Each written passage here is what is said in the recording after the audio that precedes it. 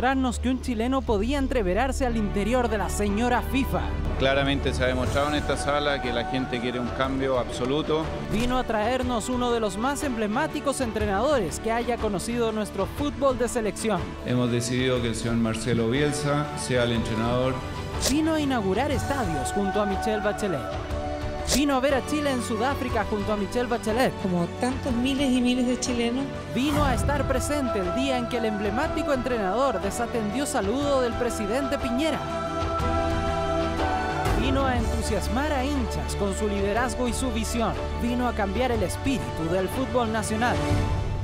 Pero cuando vino a proponer que todos los clubes recibieran el mismo porcentaje de las ganancias del canal del fútbol, más de algún dirigente pensó, ¿a qué diantres vino? Pero no se olviden que en el Estadio Monumental financiaron un cartel que decía Harold Sinvergüenza cuando estábamos en este tema. Y se le vino la noche en la continuidad de la NFP. ¿Hay nueva elección apostolada? No hay. Mi palabra es lo que más vale en mi vida, es lo único que yo tengo que me pertenece y no la voy a cambiar a esta altura de mi vida. A cargo de la Fundación Ganamos Todos, dirigente futbolero, periodista y escritor, Harold May Nichols, una de las voces más autorizadas para hablar de lo que nos espera en la cita mundialista, vino hoy a El Informante.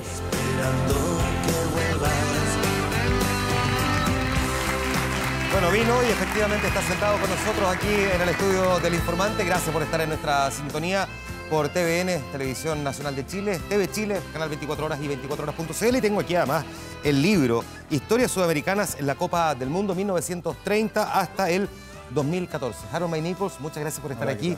Bienvenido, buenas noches. Hablé un poquitito de este libro porque además es grande y es teléfono prácticamente. Está lleno de historias, de anécdotas, de estadísticas. ¿Para quién es este libro? Este es un libro en general.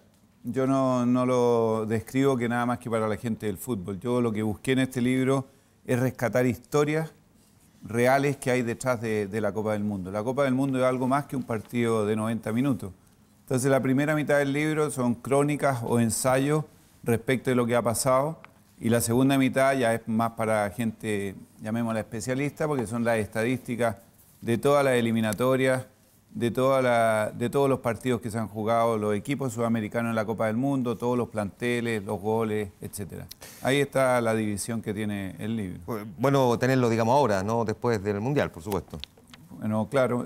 Yo creo que ahora tenerlo te va a servir para cuando juegue alguien, buscar qué pasó cuando jugaron antes, porque extrañamente en el mundo del fútbol la historia tiende a repetirse. Es distinta que en otras partes. Hay una cosa que es clarísima. Las 3 veces que nosotros hemos pasado a segunda fase o hemos pasado de fase en la Copa del Mundo, siempre nos ha tocado Brasil y siempre nos ha echado para afuera a Brasil. La historia está así, está escrita y no solo con nosotros, con muchos se va repitiendo. Oiga, ¿en qué parte está el capítulo de su salida a la NFP? Eso no fue una parte del Mundial, así que vendrá en otro libro. Ah, ¿y está pensando escribirlo? No, pero ya que usted pregunta, ¿alguien lo escribirá? ¿Muy difícil contar esa historia? Es complicado. Cuando uno escribe, o por lo menos cuando yo siento que uno trata de comunicar algo, tiene que decir exactamente lo que pasó, la verdad, al menos la verdad de uno. Y eso no va a servir para unir al fútbol chileno de ninguna manera, tampoco va a servir para que el país se una. Entonces, ¿para qué va a servir? ¿Para ganarme unos pesos? No me interesa. Ahora, ¿hoy no o nunca contar la historia de su salida a la NFP? Yo no me acuerdo si la primera o la segunda clase en la Escuela de Periodismo me dijeron que un periodista nunca tiene que decir nunca. No sabría decirle si hoy, mañana o quizás nunca. Ya. Hoy día no lo tengo ni siquiera escrito la primera línea, pero quizás mañana me entusiasmo, qué sé yo. Pero no está hoy día en ninguno de mis planes. Leyó el Mercurio el día lunes, el Cuerpo de Deporte decía, en la síntesis, ¿no? Le preguntaban a distintas figuras y comparaba el proceso Bielsa con el proceso Sampaoli y decía en la síntesis, ¿no?, que esta selección al final era mejor que la anterior. ¿Coincide? Sí, yo no sé si mejor, pero obviamente tienen mucho más experiencia, tienen un mundial a cuesta, muchos de esos muchachos. Han jugado fuera una cantidad de partidos impresionantes. Antes a los nuestros les costaba, eran normalmente reservas, hoy día son titulares. Todas esas cosas, el mercado ha subido su valor también, los jugadores valen más de lo que valían 4 o 5 años atrás. Llegan con menos ansiedad porque tienen varios un mundial a cuestas ya. No creo. ¿No cree? ¿Cree que llegan igual, no? La ansiedad de un deportista, aunque hayan jugado 20 finales de la Copa del Mundo, llegan con la misma ansiedad de jugarla de nuevo, los mismos temores, los mismos nervios, las mismas ganas. Eso de que yo controlo, dudo que algún deportista lo pueda hacer, no solo al nivel, a cualquier nivel. Los deportistas, cuando tienen que enfrentar algo importante, sienten un cosquilleo que es ansiedad, nervios, las ganas de terminar luego o de empezar luego, etc. Están ahora varios todavía esperando la definición final de la famosa nómina, seguramente después del partido amistoso que vamos a tener el viernes. Le quiero preguntar a usted, cuando usted dirigía la NFP, Marcelo Bielsa le preguntaba, le consultaba, le mostraba la lista de alguna manera antes de... Mire, yo se lo voy a explicar así. Una vez, déjeme esa hoja porque necesito la hoja para explicarlo. Vale, Deme otra. voy a soltar las preguntas después. Ya, no, ya así para que no me sople. Marcelo viene, entra un día a mi oficina, así donde está usted, y un papel como este va y me lo da vuelta así, donde venía escrita la nómina de todos los jugadores. Estos son los jugadores que yo quiero nominar para Bolivia y Venezuela, me dijo. Esto era el quinto y sexto partido de la eliminatoria. Yo agarré la misma hojita, se la di vuelta y le dije, ahí está, si yo lo traje a usted para que usted dirija al equipo, no para que comparta conmigo la nómina. Ah, bueno, muchas gracias, se paró y se fue. Ya, la dio vuelta. Nunca jamás me metí en ningún tema técnico, no vi ni un entrenamiento de la selección durante todo el tiempo que estuvo Marcelo. Desde mi perspectiva, hay otros que dicen lo contrario. ¿Por qué cree usted que Marcelo Bielsa sí consideraba que era necesario que usted conociera la nómina? Eso tendría que preguntar a él. Pero fue la única vez que me dijo. Pero usted lo conoce. Porque quizá él estimaba que habían nombres que iban a llamar mucho la atención o no. Pero de ahí a que yo tuviera que tomar esa decisión, yo le dije, no, esa decisión es suya, las decisiones técnicas, futbolísticas, para eso lo trajimos.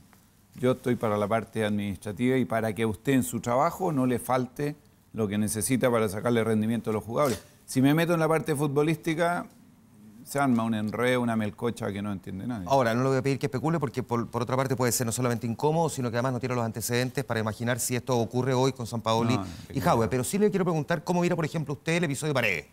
Esto de que lo marginan, después lo vuelven a convocar. Sorprendente, pero razones tendrá el técnico. Si los técnicos no hacen las cosas por caprichos personales. Sorprende, por supuesto.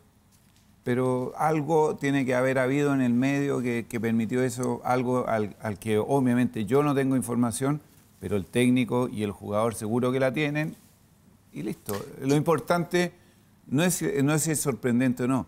Lo importante y lo que hay que recalcar es la actitud de Paredes, de a pesar de una cosa, dice, por la selección, no importa, voy de nuevo. Porque otro pudo haber dicho, no, pues si a mí ya me sacaste, olvídate de mí. Y él dijo, no, yo voy igual. Eso es para mí, dentro de todo el tema Paredes, eso es lo realmente importante, como él está dispuesto a volver. No todos estamos dispuestos a volver cuando nos pasan cosas que no nos agradan. Ya, después ya vamos a hablar de lo mismo a propósito de si volvería o no a la NFP, pero ya que estamos en esta, Arturo Vidal, Matías Fernández, usted, si hubiese estado en la NFP, voy a pedirle que haga un poquitito de ficción, si usted hubiese estado en la NFP, ¿habría hecho algo distinto de lo que se hizo con ellos? ¿Habría viajado personalmente? ¿Habría ido a conversar allá?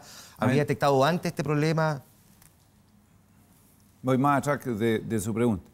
Cuando Arturo sale lesionado en un partido de la Liga Italiana, yo estoy seguro que ese mismo día alguien del cuerpo técnico lo habría llamado por teléfono y habría dicho qué es lo que tiene. Estoy seguro. Lo habrían llamado al día siguiente. Estoy hablando del cuerpo técnico que cuando yo era presidente, para que no se malinterprete. Por supuesto. Después, al día siguiente lo habrían vuelto a llamar mañana y tarde. Y si Arturo hubiera dicho me sigue doliendo, habrían ido a mi oficina, me habrían dicho hay que viajar, alguien del cuerpo técnico, necesitamos ver a Arturo ahí. Y cuando hubieran visto lo que tenía una lesión que no era menor, porque ya está claro que no era menor, habrían dicho a la Juventus algo hay que hacer con este muchacho. Y como la Juventus hubiera dicho ese es problema nuestro, me habría llegado a mí el recado y yo, lo más probable, casi con certeza, habría tomado el avión, habría ido a hablar con el presidente de la Juventus, le habría dicho, este no es problema suyo, este es un problema de todos. No es solo suyo, la selección chilena también está. Entonces ahí alguien el otro día me dijo, sí, pero él habría dicho, yo le pago el sueldo. Perfecto, usted pague el sueldo. Pero yo logro con la selección chilena que él juegue por el honor, por la gloria, por esa hambre de triunfo que necesitamos todos para que rindan la Juventus. Así que no es solo sueldo. Si fuera solo sueldo, el deporte sería tan aburrido. Jueguesen al menos con esto. Esto tiene que ver entonces con estilos de conducción en la NFP o con profesionalismo frente al tema.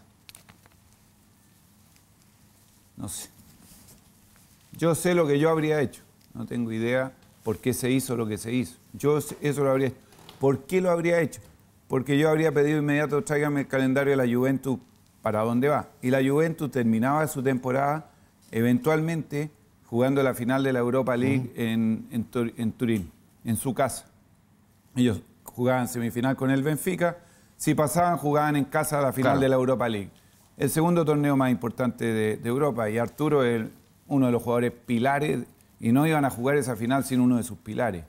Y después que se operara y qué sé yo. Entonces yo hubiera dicho, los italianos van a hacer lo imposible por mantener a Arturo en posibilidades de jugar. Eso había que ir a pelearlo.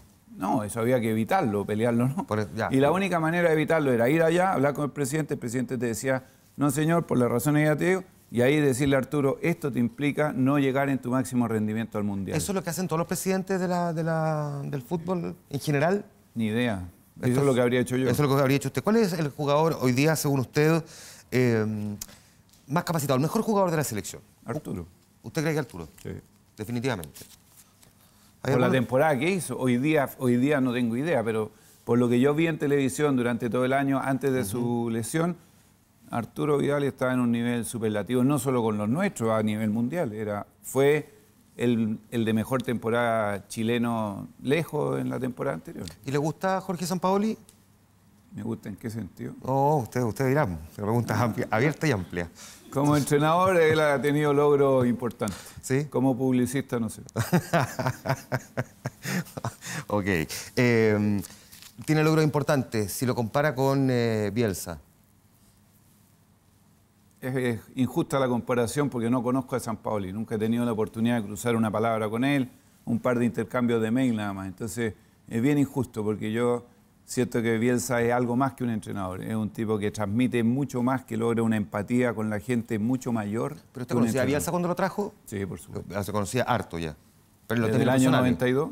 Lo trajimos en el 2007, yo lo conocí en el 92, una buena cantidad de años. Ya, perfecto. En el caso del proceso que ha tenido Sampaoli, ¿qué virtudes le reconoce Sampaoli que no necesariamente se presentaron en las virtudes Bielsa? Y le pregunto si quiere también viceversa, ¿qué virtudes tenía Marcelo Bielsa que no necesariamente se reflejan, por lo menos visiblemente, Mire, para Jorge Sampaoli? La mayor virtud de Sampaoli lejos es haberle devuelto el cariño de la gente a la selección. Volvió a generar entre la gente un gran cariño por la selección. Se estaba perdiendo, se nos estaba yendo por el tobogán para abajo y él lo devolvió con sus métodos, con su trabajo, porque hay que reconocer, él lo hizo y lo volvió. Eso es un gran, gran mérito.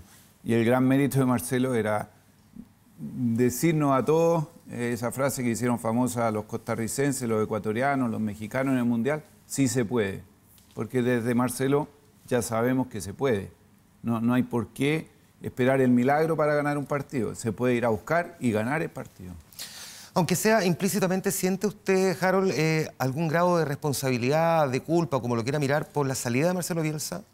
No, ninguno. ¿No? No. ¿Siente Es que, ¿sabe lo que pasa? Que aquí hay un error histórico. Marcelo no se fue cuando me fui yo. Marcelo dirigió un partido bajo la administración actual de la NFP. Se fue después que me fui yo.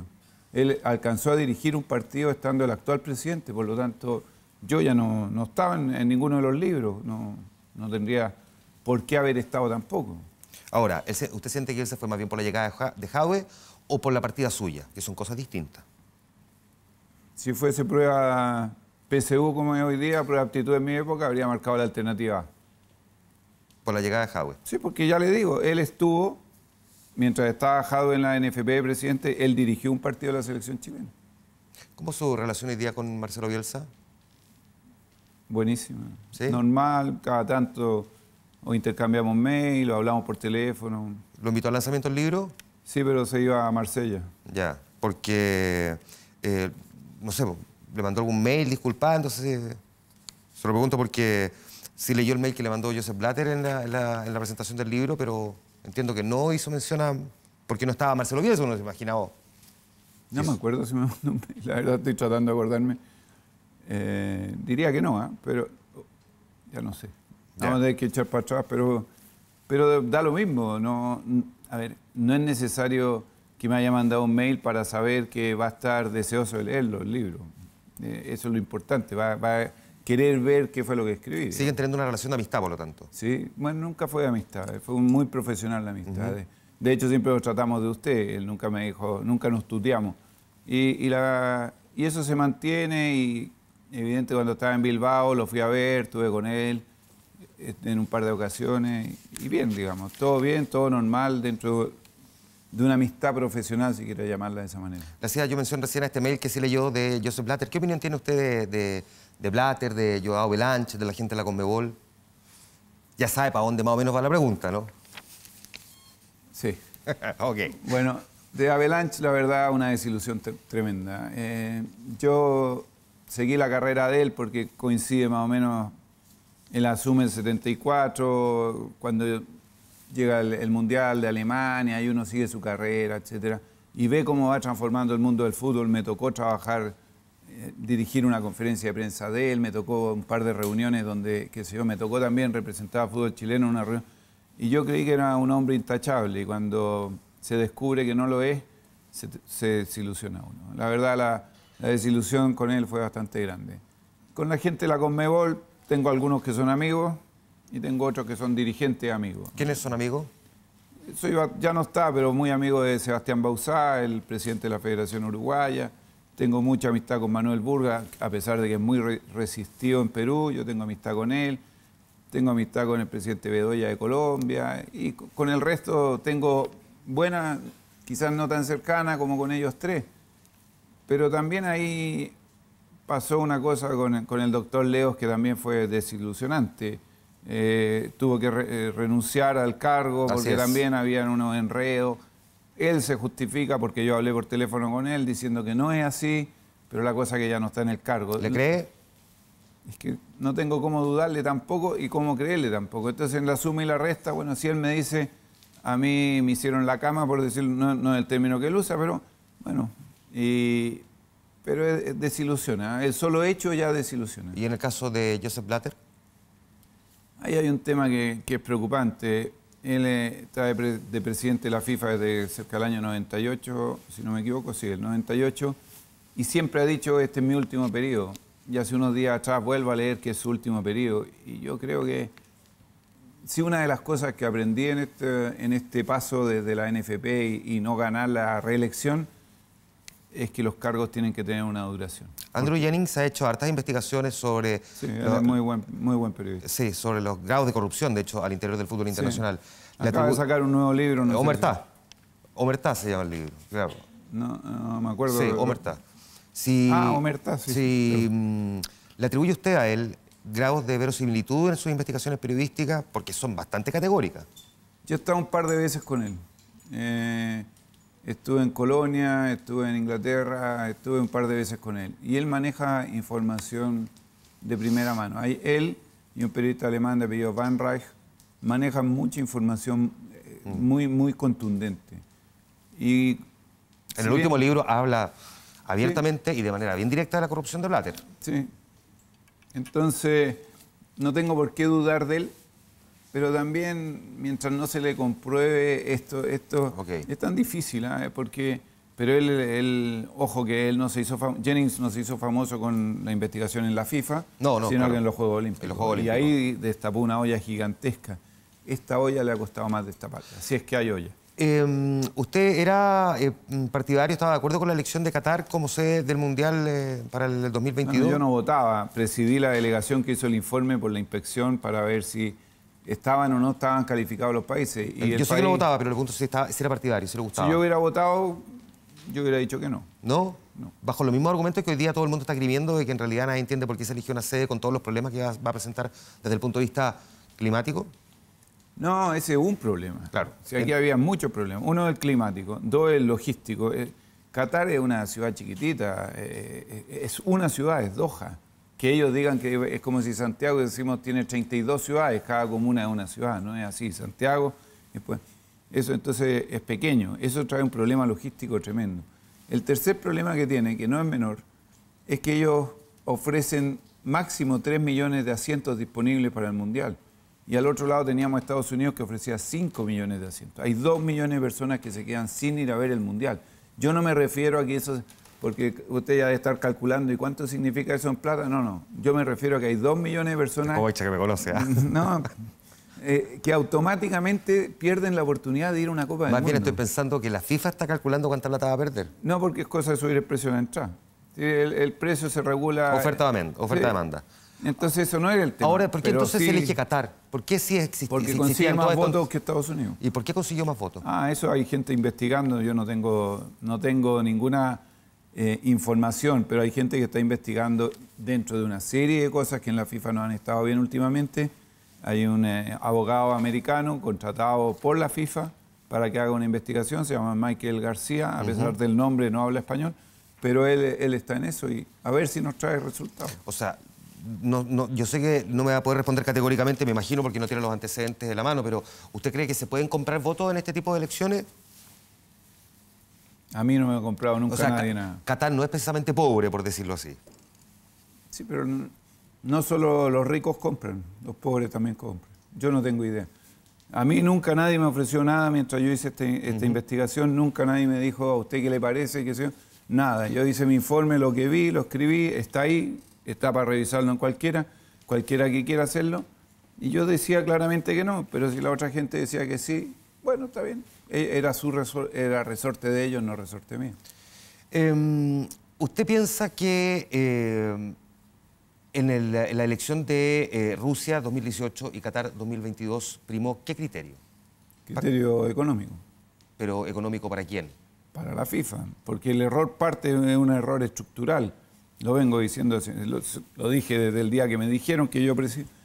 Hacer 2 mundiales, elegir 2 mundiales en forma consecutiva, no se hacía desde los Juegos Olímpicos de Tokio del 64. Otro mundo por la televisión. ¿Por qué se hicieron? ¿Por qué se juntaron?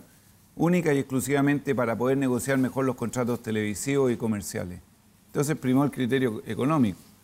Y eso hizo que si yo entraba, eran 24 personas al principio las que podían votar. Y mi país, casi todos los países, salvo Australia, tenían un miembro dentro de esos 24 que votaban. Entonces, yo te doy mi voto, tú dame el tuyo. Entonces, yo ya tengo 2 votos para mi candidatura y tú también. Y así fueron urdiendo, no por temas futbolísticos, no por el tema del informe y no por qué países nos ofrecían las mejores condiciones al mundo del fútbol. Porque lo que hay que tener claro es que la Copa del Mundo la administra la FIFA, pero le pertenece al mundo. Y a quienes votaron se olvidaron de ese principio fundamental. ¿Eso a usted le molestaba? No me agradó en ningún caso, porque hoy día lo estamos viendo. No por Rusia.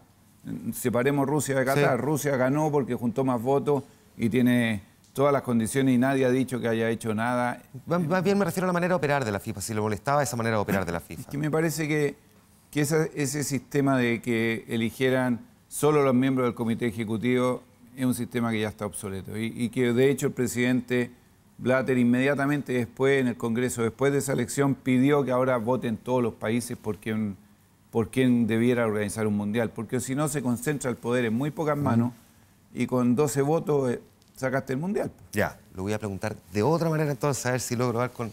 Me imagino que hacia dónde quiere apuntar. ¿Usted no olía a corrupción al interior de este tipo de procedimiento? Si hubiese detectado algo, no me habría quedado callado, tenga seguridad de eso. Ya, una cosa es detectarlo, pero otra cosa es olfatearlo. Con suerte el sentido de la vista es el único bueno que tengo, el resto... Y como no vi nada... Ok. A propósito de ver, ¿cómo mira hoy día, cómo es su relación con la presidenta Michelle Bachelet? Yo no tengo relación con ella, hay un mito popular de que, qué sé yo... La última vez que la vi fue en abril del año 2011, estaba en Nueva York con mi señora, ella estaba recién asumiendo en su cargo de la ONU, y la fui a saludar, habré hablado 10 minutos con ella, y de ahí nunca ni he hablado, ni intercambiado un mail, no tengo ninguna relación con ella, no tuve antes de ser presidente de la NFP, y desde ese abril 2011 tampoco ninguna. ¿También era un mito popular entonces que en algún momento se pensó en su nombre para ser el ministro de Deporte en este gobierno? Es que eso no lo podría contestar yo porque no soy yo el que pensé. Usted dice pensaron tercero. Lo que sí le puedo decir con certeza es que a mí nadie me preguntó absolutamente nada. ¿Ni siquiera lo sondearon? Nadie. ¿Lo pisparon? Nada. ¿Lo olfatearon? Tampoco. Ya. Quizás me miraron. No sé. Ya. ¿Le hubiese gustado ser ministro de Deporte? Yo ¿Le gustaría ser ministro de he Deportes? aprendido que las cosas uno se las tiene que plantear cuando vienen, no por adelantado, porque nunca resultan cuando uno se plantea por adelantado. Ese gol maravilloso pasándose al arquero no existe hasta que está ahí, te lo pasa y la echas para afuera. ¿Para qué? No pierdo el tiempo cuestionándome qué haría si es que me llegan a decir esto. No, ¿para qué? Ya la vida me enseñó que eso no me sirve. Perdamos el tiempo cuando corresponde. Me llaman por teléfono y me dicen, ¿usted quiere? Ahí veremos. Ya, ¿Para qué me lo va a plantear antes? Pero sí me ha dicho que hay ciertas cosas que en general, aunque dice nunca digan nunca, hay ciertas cosas que por ahora pareciera que no. Por ejemplo, no escribir un libro sobre su salida a la NFP por ahora. Sí es capaz de decir que no, pero al menos reflexionaría sobre un cargo... Obvio. ¿Sí? No, una cosa es que usted me dice, si lo he pensado por adelantado. Si alguien me llama por teléfono y me dice, ¿te quiere ir a trabajar a la luna? Voy a pensarlo, pero no lo voy a pensar antes. ¿Para qué? ¿Para qué? Ahora, Voy a gastar energía... Esto era harto más cerca, no era tan lejos. No crea, porque no me llamaron.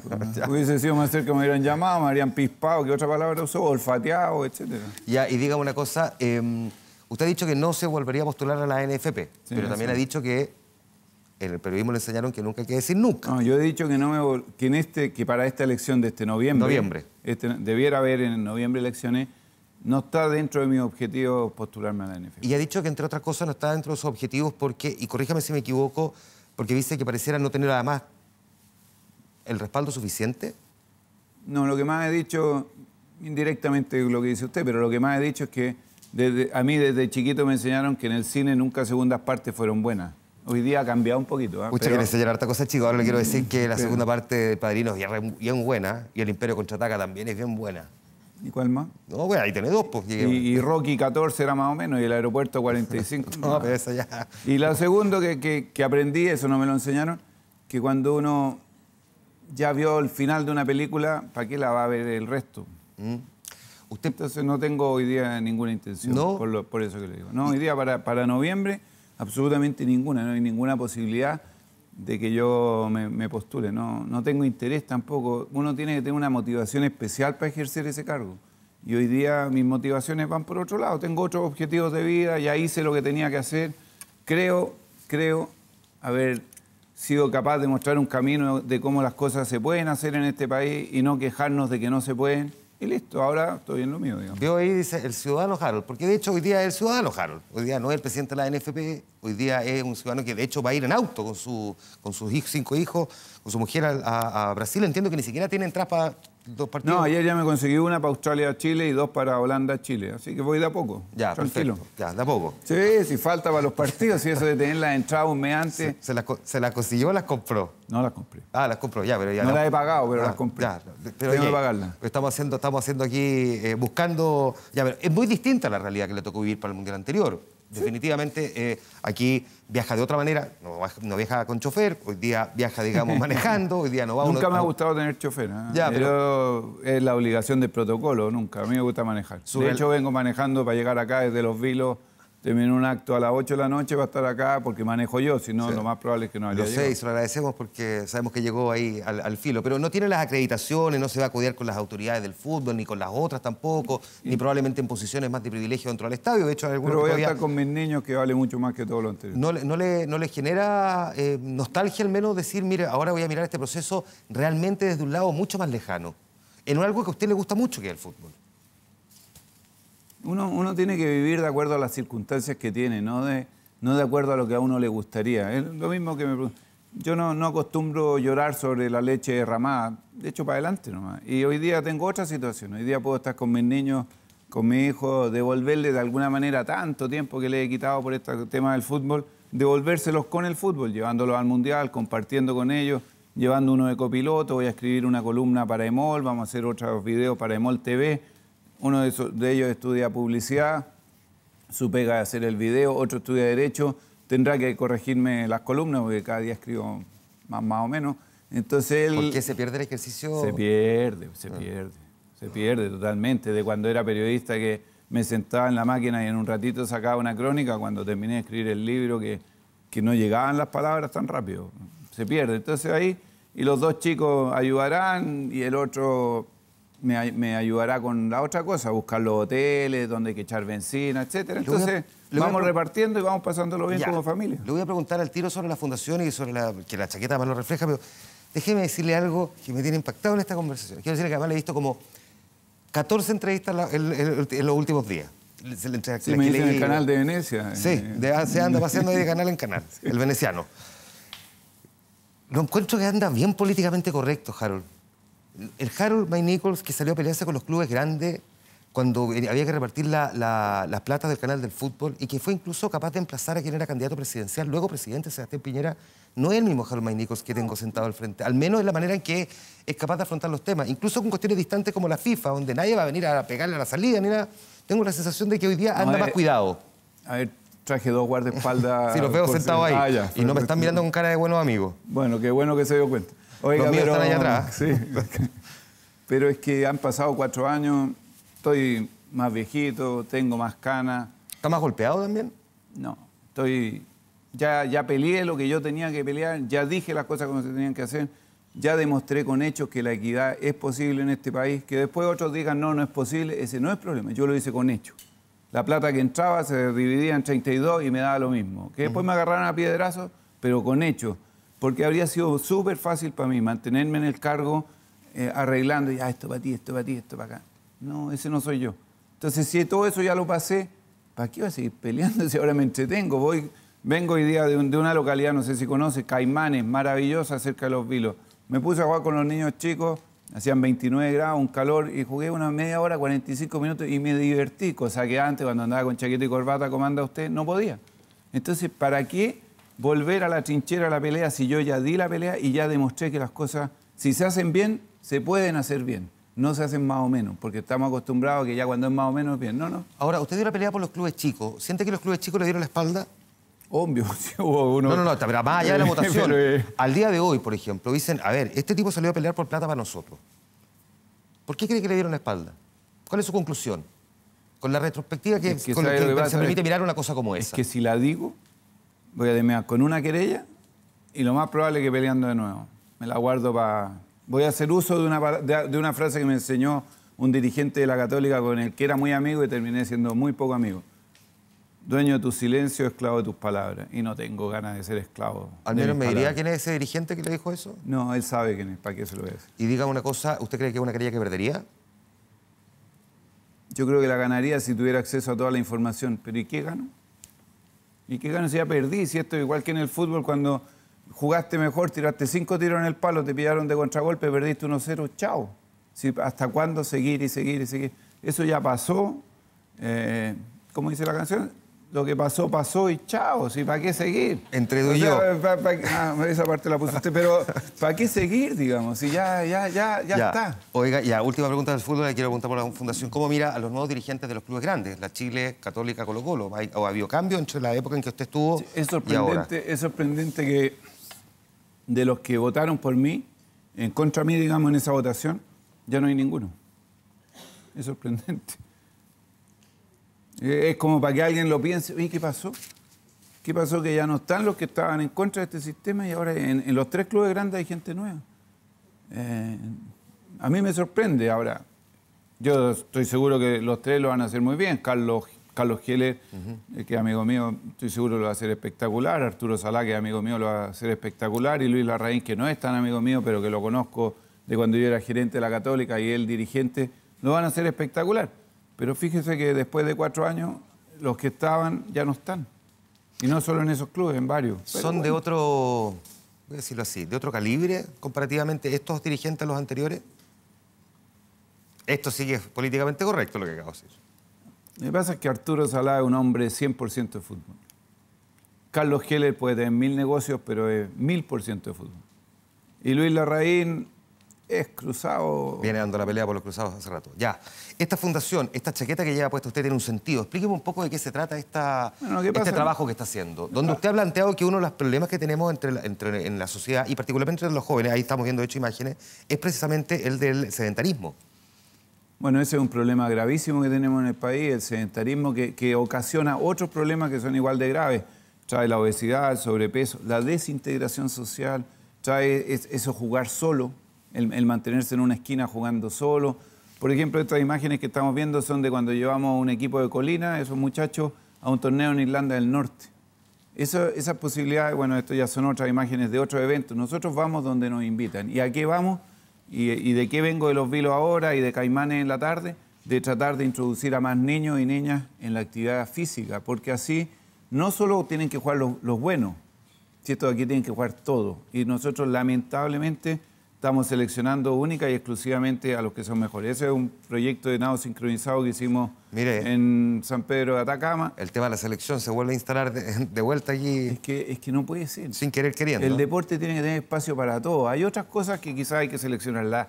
La elite está bien, pero ¿y el resto? Como yo no soy bueno, no juego. ¿En qué termino? Sentado en el living de mi casa, apretando botones. Cuando yo era chico y no me comportaba correctamente, lo que pasaba en forma bastante habitual, a mí me mandaban castigado a mi pieza. Y en la pieza estaba ahí uno sentado sin hacer nada. Hoy día, si yo mando castigado a mi hijo a la pieza, tienen el teléfono, el computador, un juego electrónico, otros botoncitos, etc. Entonces, ¿qué es lo que hace uno? Te va a ir para afuera. Mire cómo ha cambiado culturalmente la sociedad. Ganamos todo. Así se llama la fundación. ¿Tiene página web ya? Hace 3 años ganamos todo.cl. Es que perdone que no me faltó un poquito de reporteo, mucha presión. Sí, quiere que... ¿Le tiro la última? Tire para que se diga, no, ya.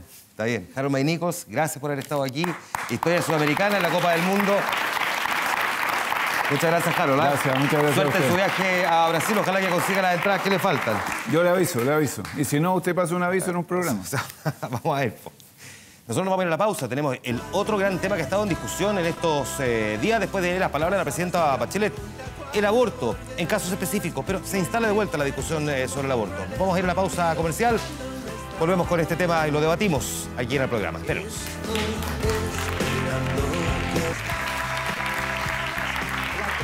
Estamos de vuelta en el Informante. Ya empezamos esta segunda parte para conversar sobre uno de los temas que ha quedado instalado y con bastante fuerza en la agenda pública, la agenda política, la agenda social. Esta es una discusión que ya habíamos tenido antes, pero que ahora vuelve y con bastante fuerza, decía yo, a partir de las palabras que pronunció la presidenta Michelle Bachelet en la cuenta pública que dio el miércoles de la semana pasada, el 21 de mayo, ante el Congreso Pleno. Fue una frase la que desató esta discusión, frase que recordamos ahora. Cada aborto en el país es una señal de cómo sociedad estamos llegando tarde, porque la prevención no tuvo los resultados esperados. Chile tiene que enfrentar en una discusión madura, informada y propositiva esta realidad, debatiendo en el Parlamento un proyecto de ley que despenalice la interrupción voluntaria del embarazo en casos de riesgo de vida de la madre, violación e inviabilidad del feto. Bueno, definitivamente este es un tema delicado y que requiere además ser discutido con altura de miras. Hemos tenido muchas frases que parecieran ser como para el bronce, que generan discusiones políticas, pero que no avanzan en la profundidad que requiere una discusión social tan relevante como esta, como se ha dado por lo demás en numerosos países alrededor del mundo. ¿Cómo tener esta discusión? Bueno, nosotros vamos a intentar despejar montones de dudas que surgen, muchas de ellas además desde el punto de vista de las convicciones de derechos civiles, valóricos y también, y por sobre todo, de salud, con nuestros invitados a quienes presento a continuación. Está con nosotros la presidenta del Colegio de Matronas, Ana Román, que tiene gran experiencia en las maternidades de hospitales como El Salvador, por ejemplo. Gracias por estar aquí. Gracias. Bienvenida. Buenas noches. Está con nosotros Sofía Wolf, comunicadora, directora ejecutiva de la Fundación Voces Católicas. Gracias por estar aquí. Bienvenida, buenas noches. Gracias. El doctor Fernando Segers, que es pionero en medicina reproductiva de nuestro país, actualmente además director del programa de políticas públicas y reproducción humana de la Universidad Diego Portales. Bienvenido, buenas noches. Gracias por estar aquí. Y también el doctor Sebastián Illanes. Muchas gracias, doctor, por estar aquí, vicedecano de investigación de la Facultad de Medicina de la Universidad de los Andes. Bienvenido. A ver, el aborto, por definición, para que no quede ninguna confusión al respecto y para despejar además lo que pareciera obvio, pero que suele llamar también a confusión, se puede dar en dos casos: el aborto espontáneo, así llamado, el natural, y el aborto provocado, que es este último el que genera la discusión cuando se le intenta acotar en 3 condiciones, que es lo que plantea la presidenta Michelle Bachelet. Cuando está en riesgo la vida de la madre, cuando hay inviabilidad del feto, es lo que dijo, y también cuando ese embarazo es producto de una violación. Voy a comenzar esta conversación contigo, Ana. Anita. Has tenido la experiencia de ver efectivamente a mujeres abortar a partir de lo que te ha tocado atender. ¿En qué circunstancias llegan a los hospitales? Necesito que tratemos de dimensionar un poquitito esta realidad, algo que sí ocurre el día de hoy en Chile. ¿El día de hoy o a lo largo de mi experiencia? En tu experiencia. Bueno, yo la verdad es que con mis 32 años de matrona Y mis 10 años, como dices tú, en el Hospital Salvador, en el servicio de aislamiento, vi abortar muchísimas mujeres. Vi morir muchísimas mujeres. Y desde mi experiencia, a pesar de eso, yo tengo que aclarar, yo soy una matrona antiaborto. Pero soy primero matrona. Y creo que en esa dimensión, lo que más nos cuesta entender como sociedad, que el debate no es cuándo empieza la vida, si yo respeto o no la vida, sino que cómo la sociedad nos da cuenta de un hecho de la causa. Las determinantes sociales hoy día obligan a las mujeres que no tienen las condiciones económicas suficientes a tomar determinaciones que no quieran. Y esas determinaciones son interrumpir un embarazo a pesar de que para ella es un duelo. Y la gente que lo hace en forma voluntaria es un doble duelo. Es un doble duelo. Y me tomo las palabras del mensaje de la presidenta. Cuando llegamos al aborto, quiere decir que fallamos en todos los temas de prevención. Y en estos temas de prevención, el Estado no se hace cargo de cómo evitar que efectivamente estas mujeres tomen esta determinación. Estamos hablando, perdón, porque aquí hasta ahora no hay ninguna estadística realmente certera. No se hay dice ninguna estadística 33.000 abortos al año, dicen que este puede ser el 10% realmente de la cantidad de abortos que se practican en Chile. Además, hay muchos abortos que pasan por espontáneos, pero que realmente pueden haber sido porque se tomó un determinado medicamento hasta la semana número 12 de embarazo, los 3 meses de embarazo, lo que podía provocar un aborto sin mayores riesgos para la madre. Por lo tanto, y aquí voy con usted, doctor Illanes, ¿este es un debate en estricto rigor, realmente cree usted médico, o en realidad lo que estamos discutiendo es sobre libertades individuales o derechos civiles? Bueno, muchas gracias por la pregunta. Antes que nada, quiero partir agradeciendo esta oportunidad de debate. Yo creo que un debate con altura de mira, un debate en donde hay especialistas que tienen experiencia, como decía Anita, en este tema, es un debate que enriquece las decisiones que se puedan llegar a tomar y que tengamos que tomar como sociedad y como país. Volviendo a tu pregunta, yo creo que hay que distinguir muy bien de lo que estamos hablando y aclarar muy bien los conceptos, ¿ya? Y yo estoy muy de acuerdo con Anita en cuanto el aborto no es una decisión fácil para una persona. Independiente de un país donde esté legalizado el aborto, nunca la decisión de abortar por una paciente va a ser una decisión fácil. No es una decisión banal. No es una decisión banal, es una decisión compleja, es una decisión que tiene muchos parámetros culturales de la paciente, parámetros de evidencias personales, y además es una situación en que la paciente tiene que decidir y que ella asume que probablemente va a quedar con un daño producto de la decisión que toma. Por lo tanto, como sociedad tenemos que tener en claro que esto es un tema complejo, muy complejo, ¿ya? Porque involucra experiencias vitales de las personas que toman las decisiones. Ahora, del punto de vista estrictamente médico, me parece a mí que es necesario despejar el tema de qué es lo que hablamos cuando estamos hablando de un aborto terapéutico. Porque bajo el paraguas de nombre aborto terapéutico se meten distintas situaciones que hacen que y complejizan aún más el tema del aborto. Entonces, bajo el término de aborto terapéutico hoy en día se están poniendo dos situaciones que son diametralmente opuestas. Por un lado, se habla de aborto terapéutico cuando existe un riesgo vital para la madre, por producto de una patología del embarazo. Y una segunda situación en donde se habla de aborto terapéutico, y voy a dejar específicamente, a lo mejor para tratarlo de manera aislada, el tema de la violación, es cuando se produce o la paciente o se plantea el aborto cuando existe una inviabilidad fetal, en cuyo caso la madre no está enferma, sino que el feto va a morir o in útero o una vez que nazca, y en esa situación se plantea la posibilidad de abortar. Quiero señalar que hoy en día Chile tiene las tasas de mortalidad materna más bajas de Latinoamérica, ¿ya? Y eso es gracias no solamente al trabajo médico, sino al trabajo de las matronas, al trabajo de toda una sociedad. Nosotros tenemos las cifras más bajas de mortalidad materna en un país donde no está legalizado el aborto. Nosotros tenemos tasas de mortalidad materna que van, dependiendo del año, entre 15 y 18 por cada 100.000 partos. Nosotros estamos solamente detrás de Canadá en Latinoamérica. Ahora, aquí tengo una duda, porque y aquí le aprovecho de preguntar al tiro al doctor Seges si usted tiene la sensación, porque probablemente, como todavía no conocemos el proyecto, si detrás de este anuncio de la presidenta lo que se está proponiendo con este proyecto es disminuir aún más esta estadística que ya el doctor Illanes dice que es baja, o en realidad hay otra cosa detrás. Y aprovecho de preguntarle si comparte esta definición que hace sobre este aborto al que se le pone este apellido. de terapéutico. Yo no sé si tú recuerdas lo que dijo la presidenta, la palabra terapéutica, no sé si existió ya, parece que dijo aborto en 3 condiciones específicas. No la menciona en esa declaración, en el Congreso no la menciona. Sí.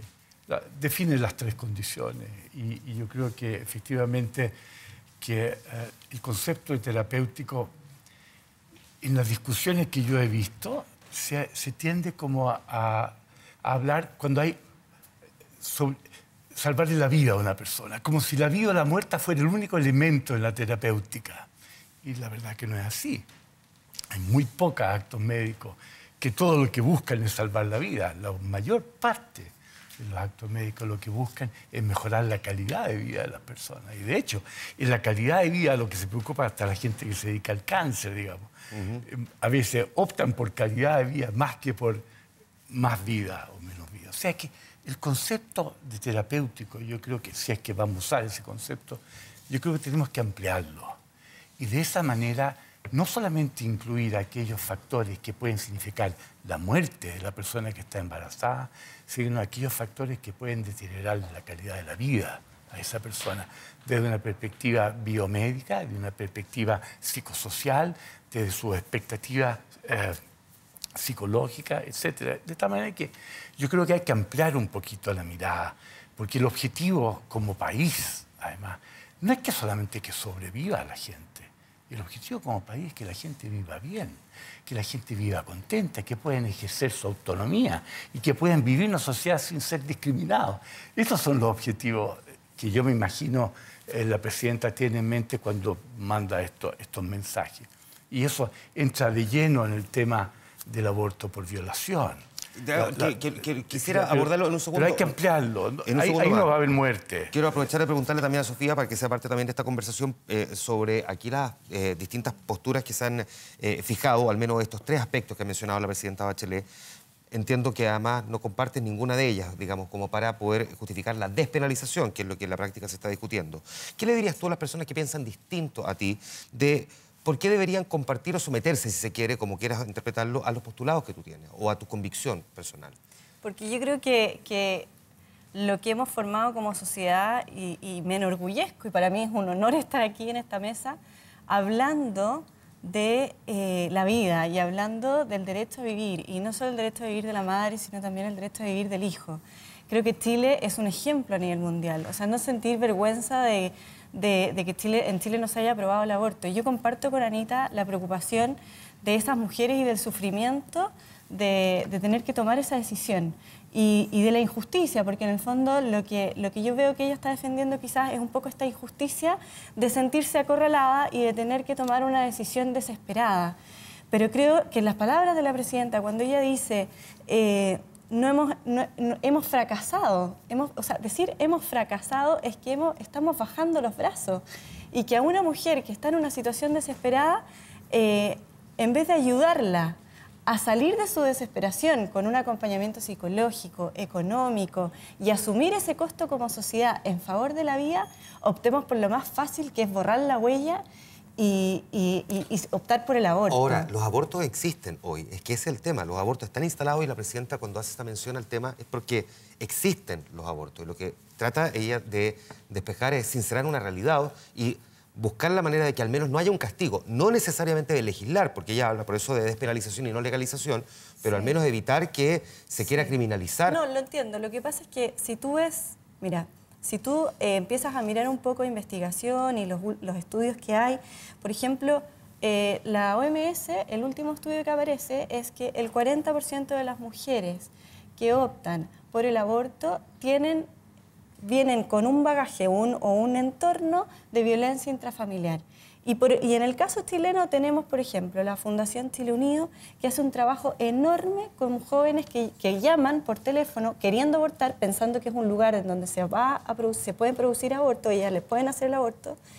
Y resulta que el 93% de las mujeres que ellas acompañan con este acompañamiento psicosocial, o sea, completo, el 93% de esas jóvenes deciden optar por la vida. Entonces, cuando tú ves que hay evidencia de todas las investigaciones que se han hecho, que y de todos los casos, porque ya tenemos muchos casos de mujeres que deciden o optan por la vía. ¿Por qué vamos a salir por la salida fácil? Déjame volver entonces Esa es mi sobre pregunta, Anita. a los médicos incluso, porque... A quienes les voy a preguntar de inmediato, pero Anita, en tu experiencia también, comparte esto que dice Sofía entonces, de que si alguien pasa por esa etapa, probablemente no llegaría como llegan, y a ti te ha tocado enfrentar en tus 34 años, me dijiste, de experiencia. Sí. Obviamente que no la puedo compartir porque la realidad socioeconómica chilena es otra, es totalmente diferente. Ojalá las personas que viven en la isla Chiloé tuvieran ese teléfono cerca, pero no es así, no es así. Yo creo que acá hay una cifra sincera y que no se puede negar. El año 2013, el servicio público tiene en su estadística ministerial 17.000 abortos. 17.000 abortos. Como dice el doctor Illañez, la mortalidad materna por aborto no es un tema sanitario. Se murieron 5 mujeres el año pasado. Y eso da cuenta de una política pública eficientísima, de la alta complejidad, del paciente crítico y de todos los avances de la tecnología. Pero de estas otras 17.000 mujeres, suponemos, por los estudios que yo he leído, sobre todo el CEMERA, que de esas mujeres probablemente el 50% tiene un aborto provocado. ¿Ya? ¿Por qué llegaron a un aborto provocado? ¿Vimos las medidas que efectivamente íbamos a evitar, como dice la presidenta de la prevención? Acá, yo creo que en el tapete de la discusión es cómo el Estado se hace cargo y hace un debate, y nosotros hemos dicho como Colegio Matrona, hablemos del aborto en serio. Te explico. Por ejemplo, el Ministerio del Trabajo.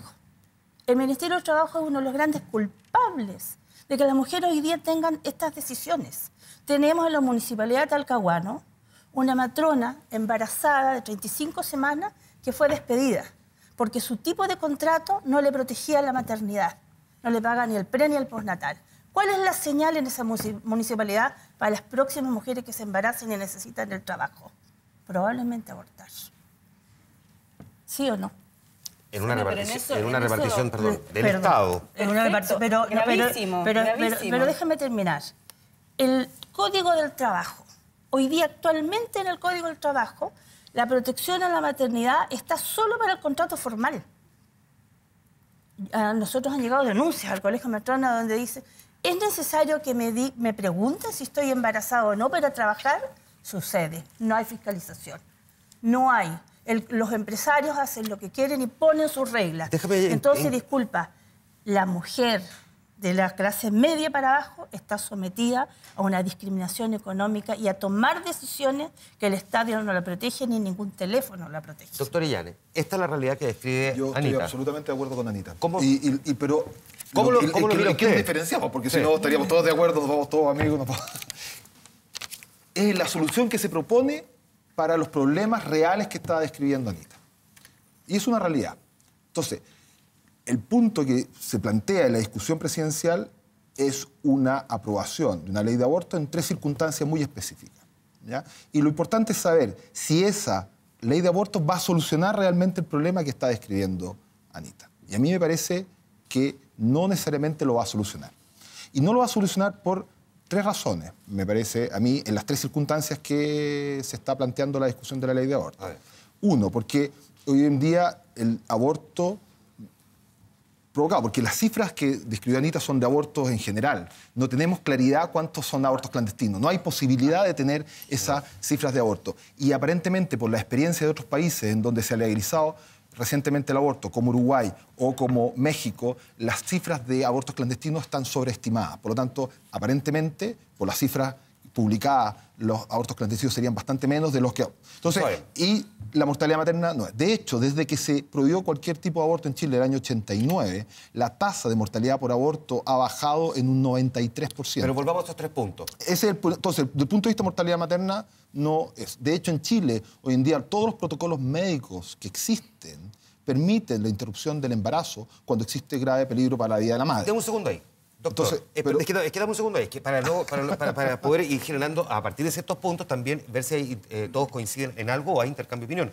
Comparte esto que está diciendo aquí el doctor Illañez, que efectivamente cuando está en riesgo la madre y a la madre se le sigue un tratamiento, si es que producto de ese tratamiento se pierde ese embarazo, ¿todos siguen ese mismo protocolo o esto debería quedar de alguna forma, digamos, regulado de otra manera? ¿Qué es lo que plantea la presidenta? Entiendo muy bien la pregunta.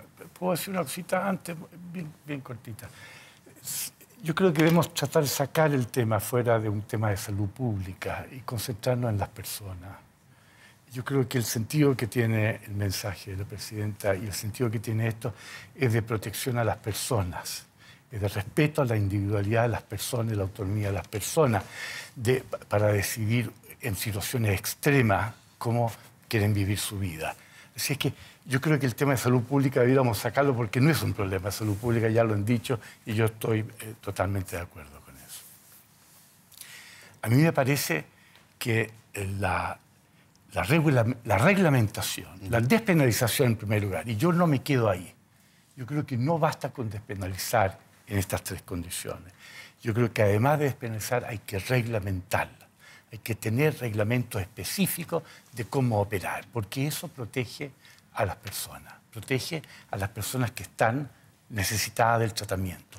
Evitan que el centro médico, público o privado, tome decisiones que no protejan a la persona o que miren otros intereses que son distintos al de las personas. O sea, la necesidad de reglamentar no es para protección del médico solamente, sino que para que el tema de la alternativa a la interrupción del embarazo esté abierto, esté con un consentimiento, que la persona o sus representantes puedan firmar, puedan saber cuáles son los riesgos y cuáles son los beneficios, que pueda tener un cuerpo de apoyo para después de haber el aborto o para antes, y puede después de haber consentido tomar la decisión.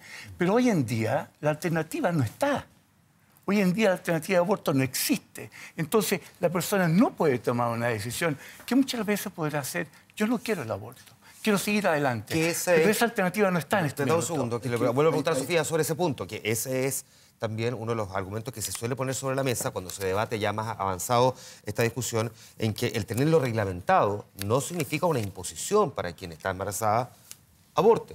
Sí, pero tú Es una opción que está puesta sobre la mesa. Sí, pero tú construyes cultura. Y además, lo otro que pasa, Juan Manuel y doctor, a mí me preocupa los derechos de esa guagua. O sea, estamos hablando aquí del derecho de la mujer de decidir sobre su individualidad, su cuerpo y todo, pero no olvidemos que esa persona, esa guagua que viene en camino, es también persona y tiene los mismos derechos. Y si estamos hablando de la discriminación y el tema laboral y el tema de que la mujer de Chiloé no tiene acceso, porque hasta el día de hoy todavía no tiene acceso a hacerse la segunda y la tercera ecografía. Das con un punto clave aquí, Sofía. Es persona también, el feto es persona. Esta es una discusión que se ha dado en los países europeos, fue extensísima. Es persona, voy a preguntarle a los dos también, el doctor Illán. Sí, yo quiero que... Le pido que me responda primero la pregunta. Pero que no puedo dejar de pasar porque, en el fondo, en Chile, la interrupción del embarazo, cuando existe grave peligro para la vida de la madre, sucede en todas las maternidades y los protocolos clínicos de manejo de las pacientes permiten ese manejo.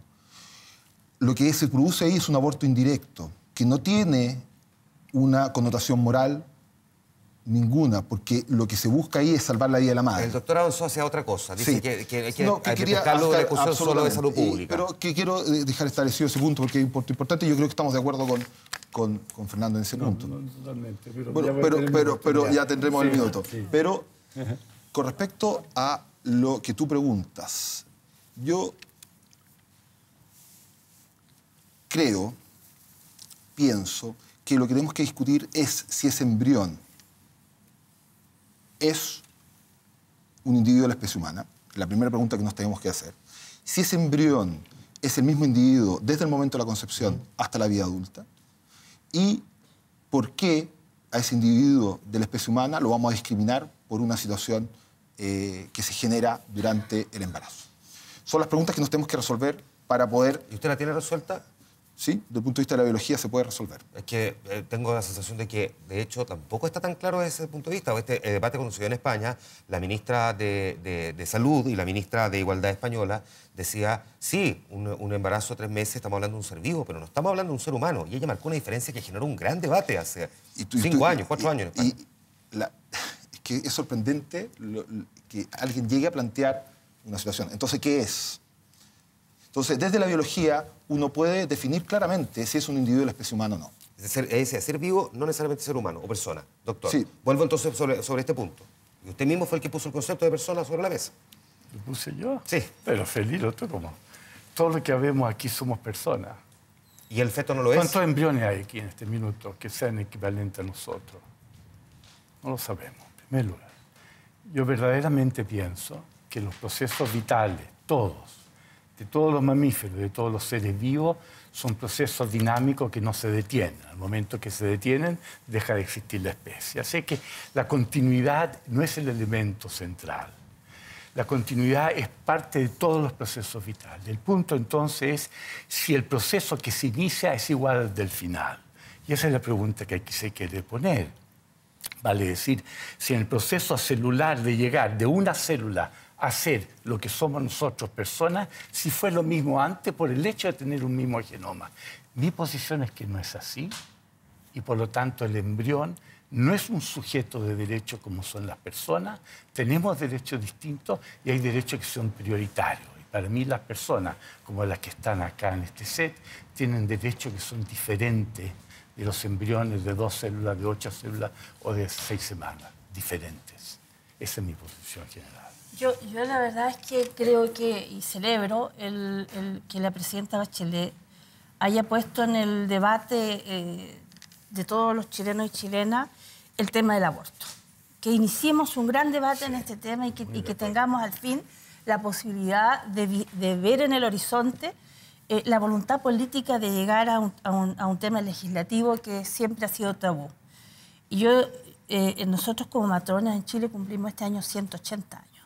180 años que existe la matronería en Chile, casi junto con el inicio de los médicos. Y yo en todos los libros que he leído de matronería está el tema del aborto. Ha estado toda la historia, desde que Chile es república.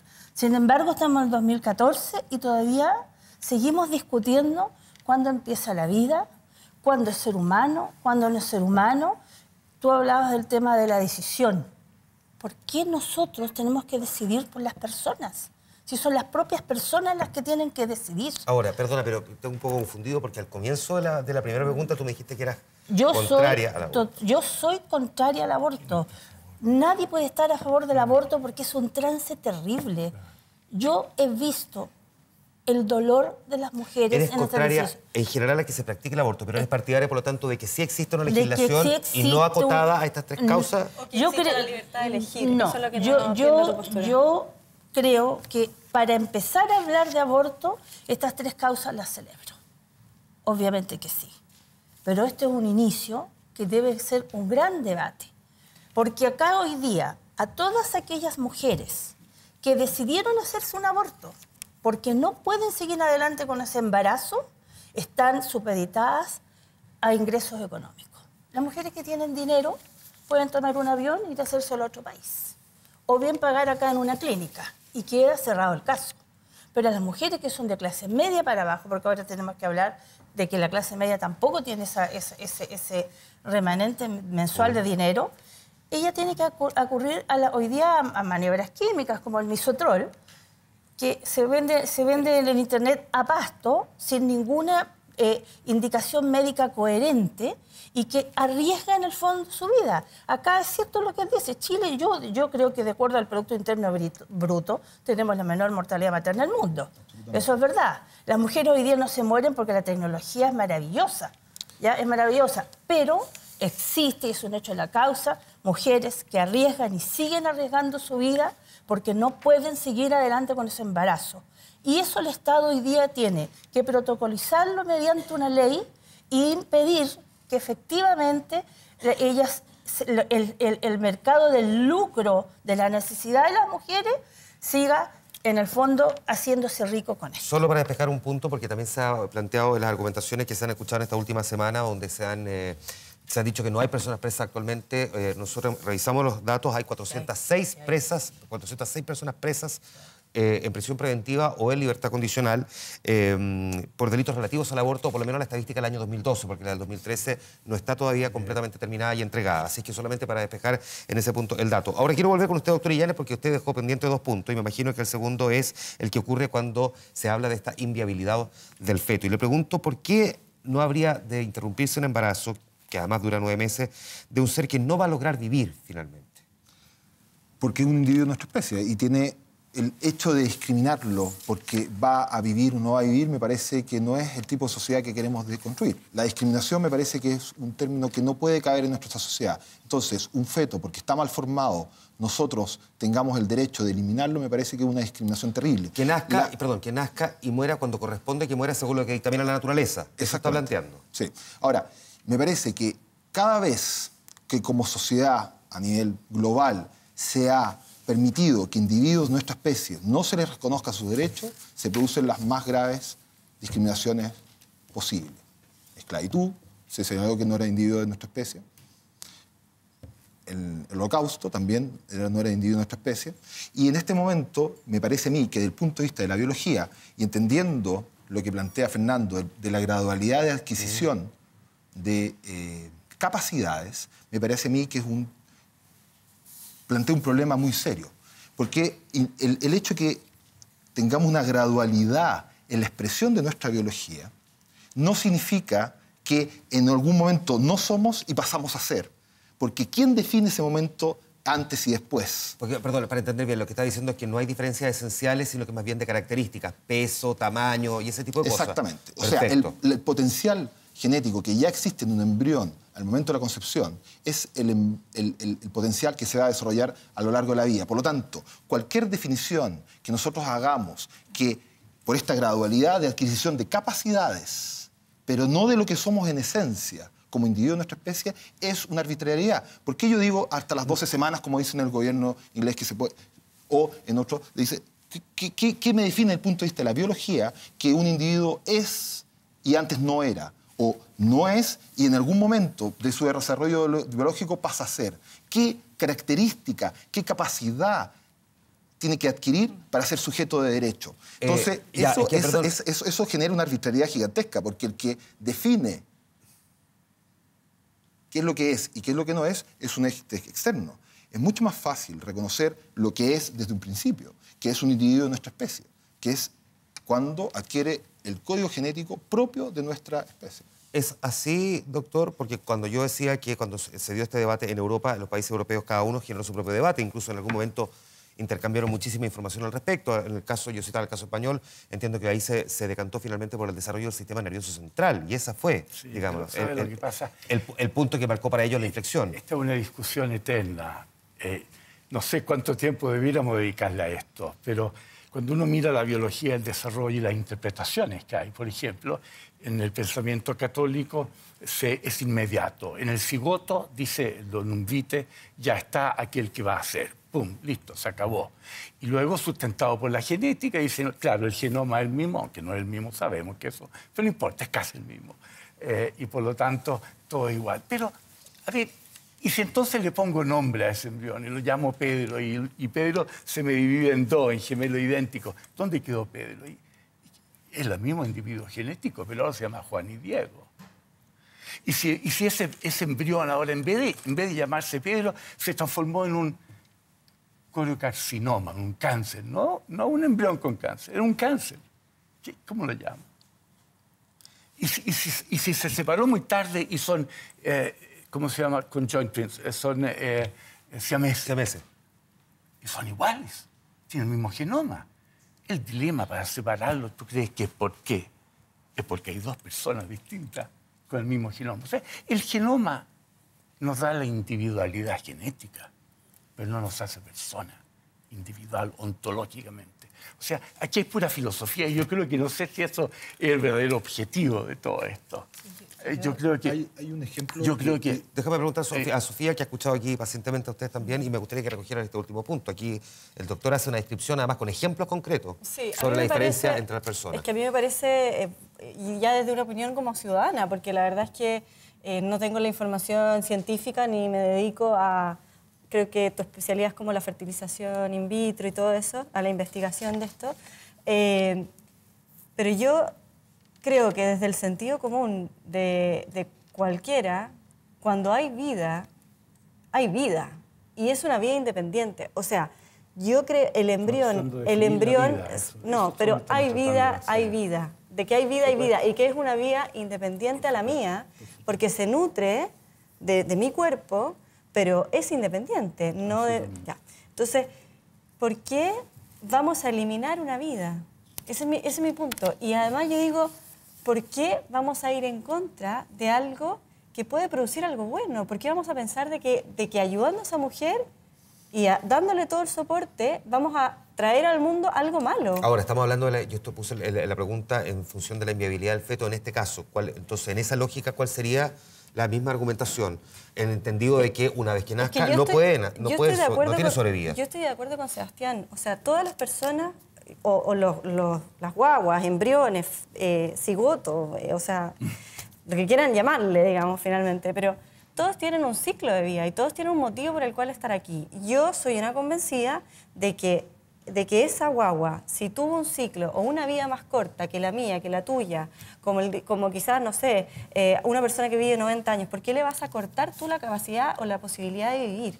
Si a esa madre cuando se quedó embarazada quería tener a ese hijo, y la mayoría de las veces cuando a ti te indican de que tienes un embarazo inviable, esa indicación es cuando es en la ecografía de la semana número 25, cuando la guagua ya estaba en un crecimiento y en un tamaño y con un desarrollo grande, no es pequeña la guagua. Y el gran problema, porque aquí en esta mesa a mí me parece muy interesante todo el debate científico, pero miremos un poco más allá. ¿Qué va a pasar el día que en Chile... Ahora, Anita le ha puesto, perdón, no le ha puesto palabras científicas, no, sino que encanta, porque es muy concreta. Hablo del Chiloé, de cuestiones súper bien. Se alejan de lo científico. Es que a eso voy. Yo quiero hablar de qué es lo que va a pasar el día que sí se permita el aborto en Chile. De partida, el tema sanitario es importante, porque ¿qué posibilidades va a haber reales de dar, qué posibilidades habría de dar efectivamente el aborto en las semanas que se indicaría? Porque resulta que si las mujeres no son capaces de tener las primeras ecografías, ¿cómo vas a tú darle la posibilidad de elegir a esa mujer si ni siquiera tiene la capacidad de llegar a un consultorio y hacerse la ecografía? ¿Tú crees que en el fondo lo que hay detrás de esta discusión entonces es esa, el discutir el aborto a secas? Y no despenalizarlo en ciertos casos, sino que en realidad abre la puerta... Si recojo la opinión del doctor Segers, a mí me da la impresión de que a él le gustaría que fuera abierto. Si recojo la opinión de Anita en un principio dijo que no le gusta el aborto per se, pero que lógicamente cree que es algo que se tiene que discutir por la libertad de la mujer. Entonces, si estamos hablando de aborto... Doctor, ¿no es lo que usted ha planteado? Yo no creo haber planteado jamás. Claro, porque lo que dice Sofía es que básicamente para usted el aborto es válido en cualquier caso. Yo creo que no he planteado jamás una cosa así, no lo he dicho aquí. Eso es lo difícil de argumentar. Por eso te entendí mal entonces. Sí, pensé que la decisión de elegir era lo que te importaba. El sentido que yo he tratado de dar a mi intervención es lo más rigurosa, científica, no porque la conozca nomás, sino que porque es un lenguaje que nos permite entendernos sin ponerle valores, sino que por lo menos definir las cosas tal cual son. Así que cuando hablé de individualidad genética y ontológica, ese era todo el sentido que tenía. Así que yo no soy partidario del aborto abierto. ¿Anita? Como tú, sí, yo creo que una de las cosas más importantes es pensar que la mujer es sujeta de derechos. Ese es el punto. ¿Ya? Y la mujer es sujeta de derechos tanto como los niños. Lo que pasa es que para las mujeres de los menores ingresos de este país, esos derechos están conculcados. No tiene ninguna opción de elegir cuando tiene determinantes sociales que la llevan a tomar una decisión. Eso, perdón, Anita, incluye, por ejemplo, porque todavía tenemos el tercer caso pendiente, el de violación, y voy a ir, no quiero decir a un argumento extremo, porque no es extremo. Hemos visto casos concretos, el año pasado tuvimos la historia de Belén, y por lo tanto, extremo no es, son realidades, digamos, palpables, están ahí a la vuelta de la esquina. ¿Qué ocurre cuando tú hablas de mujer y en realidad esa mujer es una niña de 12 años? Yo quiero decir algo que tiene que ver con las normativas chilenas. Acá no es necesaria una ecografía de 25 semanas. Acá por meta de trabajo, toda mujer que esté embarazada tiene que estar ya en control a las 12 semanas. Sí, pero la semana 25 se es que diagnostican los problemas de están en control a las 12 semanas. Y ese es el hecho de la causa que nosotros hemos dicho como colegio de matronas que va a determinar una decisión de la mujer. Acá no hay terapéutico, acá no hay violación, acá no hay nada. Hay determinantes sociales que van a obligar a la mujer a someterse a un aborto inseguro. El Estado se tiene que hacer cargo y ese es el debate que quiere plantear el colegio. Es un aborto abierto, no es un aborto terapéutico. Si nosotros legislamos y hacemos un protocolo que tenga los requisitos para hacerse un aborto, obviamente, porque Chile tiene una política de anticoncepción exitosa y maravillosa, nosotros vamos a poder ponerle a la mujer el derecho a decidir. Si es violada, nosotros no la vamos a obligar a abortar, pero sí a que tenga el derecho a decir si se quiere seguir o no con ese embarazo. Es un tema psicosocial que hay que instalarlo. Si esa mujer que fue violada y ya tuvo un trauma por esa violación, porque, ojo, además la cantidad de embarazos que se producen por una violación esporádica, o sea, de una vez en un lugar, no sucede nunca. Bueno, lo que sucede, los abortos, los embarazos por Tampoco violación, ninguna. y aquí el doctor Illana seguramente me puede decir alguna cifra, pero los embarazos por violaciones se producen por violaciones reiteradas dentro de los senos de confianza o familiar. Entonces, si tú una niña que está siendo abusada... Sofía, perdona, tengo que interrumpirte aquí. ¿Tú te das cuenta de la gravedad de lo que acabas de decir? ¿Te das cuenta de la gravedad del argumento que acabas de plantear? Que los embarazos se producen por violaciones reiteradas. O sea, aquí hay dos doctores que te pueden desmentir inmediatamente que en realidad... Eso es cierto. Tú me dices que una mujer que es violada una sola vez no puede quedar esperando guagua. Muy difícil. Hay estudios que demuestran que... Espera, ¿es imposible desde el punto de vista médico? No es imposible. Ya, entonces vamos a relativizar el argumento médico o los vamos a concentrar en el argumento médico, porque yo me imagino que además las discusiones de la legislación se dan no solamente para las cuestiones generales, sino para los casos específicos también, ¿no? Pero una buena ley no sale de un solo caso, Juan Manuel. ¿Por qué no deberíamos quedar pegados en ese tema? ¿Por qué no pensamos en la mujer violada de lo mismo que haya sido reiterada, que sea una vez, que se ha embarazado después de un acto violento? Exacto, terrible y traumático. Es un acto violento, sin ninguna intención, que ha sido traumático, puede ser traumático un acto solamente, basta con uno. Pero ¿por qué entonces? ¿Por qué tenemos que legislar si es reiterado que si es pero único? Si tú sabes que las secuelas del aborto tienen un trauma psicológico. Veamos, aquí se ha planteado una cosa que es necesario aclarar. Es cierto lo que plantea Fernando, que un acto de violación siempre produce violencia contra la mujer. Eso está claramente establecido. Pero tenemos que pensar en el tema global. Hay que pensarlo en macro. Entonces hay que pensar quiénes más probablemente se embarazan producto de la violación. Y eso es producto de violaciones iterativas, habitualmente en pacientes menores de edad, que se producen bajo el techo por personas que están a cargo de esas pacientes. Eso es... hay evidencia con respecto a eso, hay publicaciones que demuestran, y Fernando estará de acuerdo conmigo, publicaciones que demuestran que violaciones puntuales, la tasa de embarazo es prácticamente cero.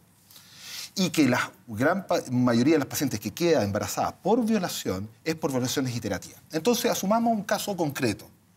Una paciente... Las mujeres que se embarazan y son violadas por su marido constantemente. Anita, eso lo acaba de señalar Sofía en su primera intervención. Me tiene un poco confundido esto porque vamos a legislar en función de cuántas veces ha sido violada una mujer. No. Entonces quiero saber hacia dónde va, doctor. Si me interrumpe y no me dejas terminar. No lo interrumpo. Lo que pasa es que usted está utilizando su tiempo de argumentación en algo que no sé hacia dónde llega. Porque aquí puede haber puede estar induciendo una confusión importante.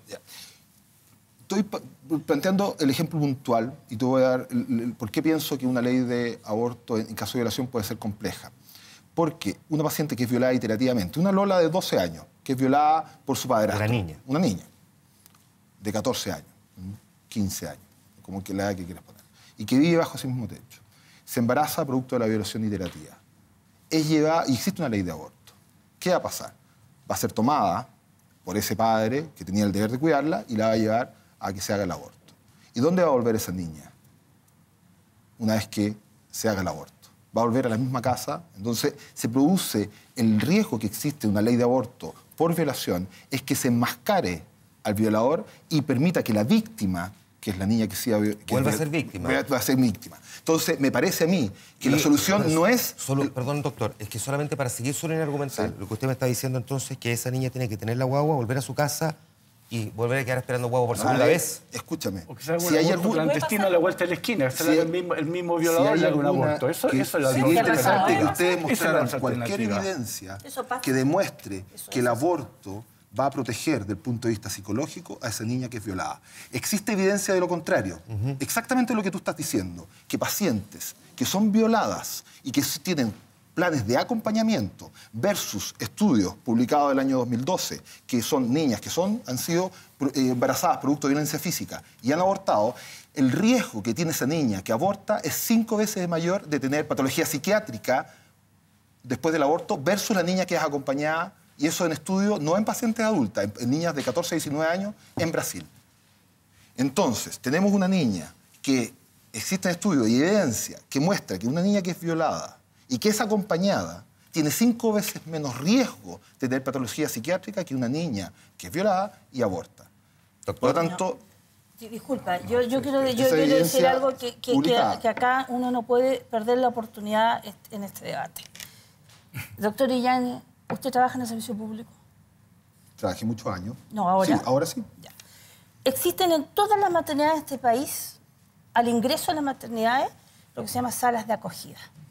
Y estas salas de acogida son para la mujer violada. Y hay todo un programa de contención para la mujer violada. En enero de este año se produjo un gran debate donde el alcalde de Puente Alto nos obligaba a las matronas a decirle a los padres si la niña venía a pedir la píldora el día después. En la sala de acogida, la idea es dar precisamente esa protección. Es un programa maravilloso que existe hace por lo menos 6 o 7 años en este país para proteger a la mujer violada. Y yo como matrona ya tengo la capacitación, como muchas otras, para determinar en qué condiciones llegó esa mujer al servicio público y poder sospechar que es violada por el padre o el que está ahí adelante. Eso hoy día está en el servicio público. El debate es otro. El debate es hoy día por qué la mujer que es violada no tiene derecho a interrumpir ese embarazo, porque también es un problema de salud mental gigante. Decente, además. Y con una manera decente. Y el otro debate que no es menor es lo que usted planteó, el aborto en condiciones de riesgo vital. Nosotros hemos visto, las matronas del país hemos visto, cómo muchos médicos tienen temor al artículo 119 del Código Sanitario. Y ha ocurrido, y acá lo podemos ver, en que en situaciones tan graves como un embarazo ectópico, que la ecografía dice que el feto está vivo en la trompa, los médicos no actúan hasta que se rompe esa trompa y operan a la mujer con riesgo vital, con hemorragia, porque la ley les prohíbe y creen que los van a acusar de aborto.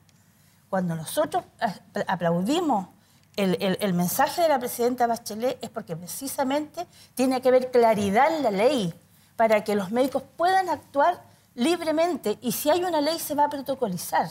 A mí, uno de los honorables de este país me dijo por el diario que yo estaba promoviendo el aborto porque en España se había legalizado el aborto y ha aumentado el doble. Obvio que aumentó el doble el aborto en España, porque se sinceraron las cifras, porque ya no hay cifras clandestinas. Doctor Seger, quiero decir que hace mucho rato que me necesito que vaya a la pausa comercial y yo me he hecho como que no escucho, pero es que el debate está demasiado bueno, así que después Anita tiene toda razón.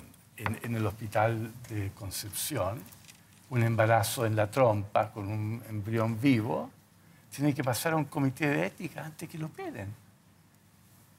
¿Tú entiendes eso? O sea, lo razonable cuando el tema de la interrupción voluntaria del embarazo, eso es el aborto inducido, pues una interrupción en que se determina la interrupción de un embarazo clínico, cuando eso está protocolizado y donde la persona tiene derecho a tomar decisiones, la persona con embarazo anatópico puede decir, ¿sabes qué más? No me voy a operar. Voy a esperar que lo vote solo, porque en un porcentaje se vota solo. Pero tiene que pero va a poder tomar una decisión informada, porque ha tenido alternativas, puede decidir qué hacer frente a cada condición, sabe cuáles son los riesgos, sabe cuáles son los beneficios, y ella decide como paciente. No lo decide un comité de ética para saber si es razonable o no que le interrumpa un embarazo. No es así. Yo me dedico a la medicina perinatal, es mi especialidad. Me dedico a eso, a evaluar pacientes en alto riesgo obstétrico. Y de hecho, un porcentaje muy importante de mis pacientes, tanto en el hospital público donde trabajo como en la clínica Ávila, donde también trabajo, son pacientes de altísimo riesgo. Preeclampsia, pacientes con cáncer cervical. Y nunca he tenido que tomar una decisión que pase por un comité de ética y yo trabajando en esto... Hospital de Concepción, te lo dije con nombre y pero, apellido. a ver, Hospital de Concepción, pero Hospital de Concepción, estoy hablando de ejemplos. Sí, pero yo te estoy dando un ejemplo de mi práctica diaria. En la práctica diaria, en la práctica diaria tú no te dedicas a ver pacientes de alto riesgo. Yo sí me dedico a ver pacientes de alto riesgo de embarazo. Y de esas pacientes, nunca he tenido que presentar para el manejo de esas pacientes, si la paciente está en riesgo vital, he tenido que presentar el caso a un comité de ética para tomar las acciones necesarias para que esa paciente... Así es. Ya. Estoy hablando del Hospital de Concepción. Pero si hay otro igual. Y además, si hay otro igual. ¿Hay algún médico preso? Esa es mi pregunta. Quizás ustedes tienen la información. El tema no es si hay un médico Lamentablemente preso. las estadísticas que yo puedo revisar a través de Gendarmería no desglosa sobre si son mujeres o doctores. No hay el tema, como dijo Anita, es si las mujeres han tenido el tratamiento más eficiente, más oportuno y si han participado en la decisión terapéutica o no. Fernando, ese es el tema central.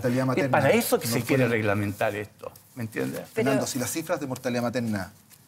No es mortalidad, es calidad de vida. No, olvídate la mortalidad si no hay mortalidad materna. Entonces, quiere decir que la acción médica está siendo adecuada porque no se está muriendo la paciente. Por aborto, pero hay abortos. No, porque pero es que estamos discutiendo de cosas distintas. El útero se daña con un aborto séptico. La trompa se daña cuando no se opera a tiempo. Tú sabes. A ver, Fernando, pero tú estás olvidando tú estás viendo solamente de un punto de vista. Te lo planteo de dos maneras.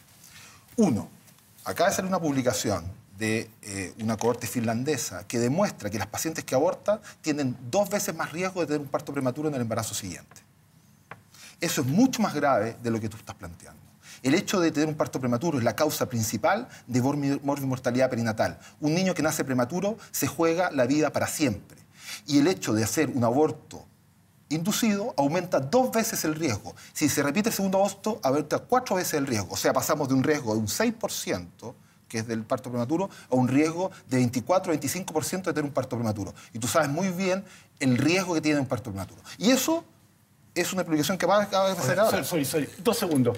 Eso es realidad en Finlandia, donde las personas tienen acceso a un aborto sano, seguro. Imagínate ahora donde no hay ese acceso, donde el aborto no es sano ni es seguro y hecho en la puerta de atrás. El riesgo es infinitamente mayor. Eso no es reconocer. Es infinitamente mayor. Fernando, tú te olvidas que nosotros tenemos la tasa de parto prematuro más baja de Latinoamérica. Más baja. Aumentó un 7%. Tengo que ir a la pausa comercial. Sí, volvemos al tiro para la conclusión final de este debate. Bueno, esperemos que esta sea la discusión que se tenga que dar en su momento en el Congreso cuando aparezca el proyecto, la moción presentada por la presidenta Bachelet. Vamos a la pausa en el informante, volvemos al tiro.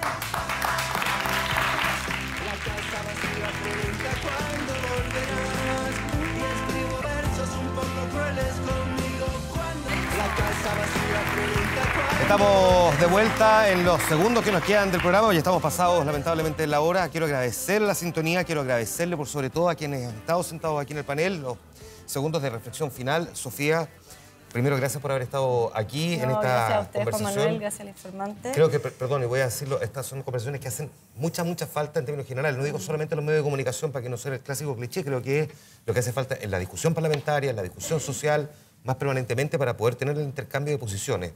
Por lo tanto, tu reflexión final. Sí, a mí me gustaría dejar planteado que creo que una sociedad que se declara moderna o que espera ser moderna es una sociedad que defiende la vida, que está a favor de quien va a nacer, que está a favor de esa madre, que defiende realmente los derechos de la mujer. Y esos derechos son poder elegir en libertad y sin tener que buscar una salida fácil o en desesperación, que en este caso es el aborto. Anita.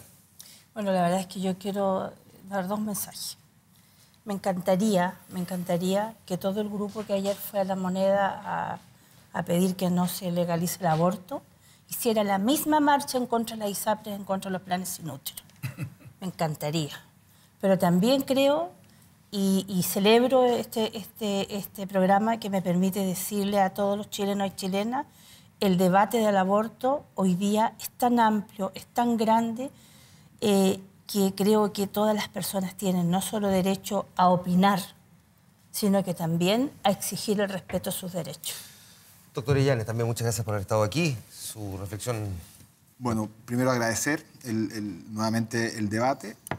Pienso que una cosa muy interesante que me ha pasado es que estamos todos de acuerdo en que esto es un grave problema y que la diferencia está en si pensamos que el aborto va a solucionar el grave problema de inequidad que ha planteado Anita de manera muy clara o no lo va a solucionar. Y sino que que va a producir va a ser un problema y aumentar las discriminaciones que se producen producto de una ley de aborto. Entonces, el diagnóstico del problema está y en lo que diferimos es si el aborto va a aportar a la solución de ese problema o no lo va a aportar. Doctor Segers, también gracias por haber venido. Muchas gracias a ti por la invitación. Yo creo que el debate en esto es muy semejante al que se da en muchas otras áreas y donde se debate fundamentalmente es el derecho de las personas a decidir por sus vidas. Yo creo que aquí el respeto por la individualidad, por la autonomía es lo que está en juego. Yo pienso que una sociedad se enriquece cuando permite la autonomía de sus miembros. Una sociedad que se protege diciéndole a la gente cómo tiene que actuar y qué tiene que hacer, en una sociedad que no crece, que no permite el nacimiento de nuevas mentes. Así que para mí eso es lo que está en juego acá y es por eso que yo pienso que el mensaje de la presidenta tiene mucho valor. Es decir, de una vez por todas, démosle respeto a la autonomía a las personas, démosle los instrumentos para que pueda ejercer su autonomía y sus decisiones individuales. A los cuatro, de nuevo, muchas gracias por haber estado aquí. Muchas gracias al público también por haber aplaudido, haber escuchado pacientemente, por las sugerencias en comerciales. Gracias por habernos acompañado hasta tan tarde. Gracias a ustedes también por haber estado con nosotros. Estamos despidiendo esta edición del Informante. Me junto con ustedes mañana temprano, en la mañana informativa en el canal 24 Horas y luego en la edición central de 24 Horas a las 9 de la noche. Que estén muy bien. Gracias. Buenas noches.